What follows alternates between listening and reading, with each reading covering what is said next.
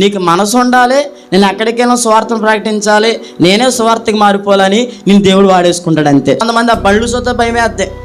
ఎంత అందంగా ఉంటాయి బండ్లు, మంచి రంగు సెలెక్ట్ చేసుకుని, మంచి నెంబర్ సెలెక్ట్ చేసుకుని ఇంకో 100 రూపాయలు ఎక్స్ట్రా కట్టి కొనుక్కుంటారు. ఇక దేవుడు వాహనం ఇచ్చాడు, వాహనంలో ఏమి రావాలి? ఏసే పాటలు రావాలి. ప్రారంభం రోజున వస్తాయి. పాస్టర్ గారు ప్రార్థన చేయించుకున్నప్పుడు, సిలువించినప్పుడు చుట్టూ అంత కారు చుట్టూ ప్రార్థన చేయించుకున్న రోజునే చక్కగా ఆత్మీయంగా పాటెట్టి హల్లెలూయా స్తుతి పాట వస్తుంది అంతే. తర్వాత ఆ బండి ఎప్పుడు ఎక్కినా, కారు ఎప్పుడు ఎక్కినా, లారీ ఎప్పుడు ఎక్కినా ఏం పాటలు వస్తాయి?